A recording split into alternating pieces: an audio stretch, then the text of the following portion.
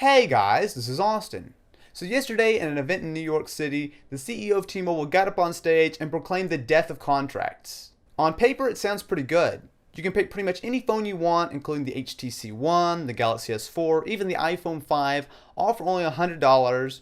Most of the time your bill should be quite a bit less, and on top of that, since you're not bound by a contract, you can leave T-Mobile at any time and switch to whoever you like. However, let's actually take a closer look to see if this is any good. For starters, what a lot of people don't realize is that phones are much more expensive than they think they are.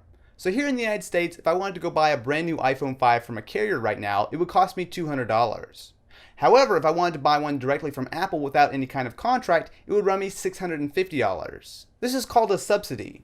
In return for giving you a $450 discount on your brand new phone, the carrier will then ask you to sign a contract, whether it's 1 year, 2 years, or 3 years, depending on where you live in the world. As it is right now, contracts do make some sense, as if you're going to be staying with a network for a couple years anyway, you might as well get the discount on your phone. But of course, a carrier isn't just going to give you a massive discount on your phone and then call it even. To make their money back, they then bake the price of the subsidies into the price you pay every single month. So whether it's $10, $15, or $20 more, you never see it, but the prices are higher than they otherwise should be. That's where T-Mobile comes in. Since there are no contracts to sign, you can feel free to leave whenever you want. And because there are no subsidies built into the price, that means it's typically going to be cheaper than other options as well. If you're bringing your own phone to T-Mobile, then it makes a lot of sense. For example, if you have a Nexus 4, all you gotta do is toss a T-Mobile SIM card in there, and then you're paying $70 a month for unlimited everything. However, if you're buying a phone from T-Mobile, then you lose a lot of this advantage. So let's say I want to go buy a Galaxy S4. So I go down to the store, I pay $100 up front, and I get the phone.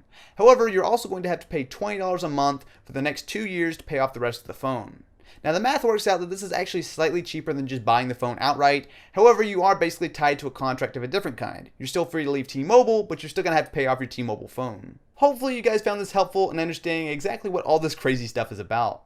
So I know it's complicated, but in general, I think these new T-Mobile plans are a step forward for everybody. Now, if you're bringing your own phone to the network, they make a lot of sense. Now, if you're buying a phone from T-Mobile, they're not really that much cheaper than anything else. However, I am glad to see that T-Mobile is charging you exactly for what you're buying, as opposed to just saying, oh, here's a $200 phone, now you gotta go pay $100 a month for the next 2 years. I'm curious to know, what do you guys think about these new T-Mobile plans? Pretty much the only thing holding me back from switching is the fact that T-Mobile really isn't all that good around here, whereas Verizon is much, much better. But I know that T-Mobile is a lot better in many places, so definitely be sure to let me know what you guys think in the comments below. If you guys are interested in more, feel free to check out my hands-on of the brand new Samsung Galaxy S4. If you enjoyed, definitely be sure to leave this video a thumbs up, and if you're interested in more videos like this, be sure to subscribe.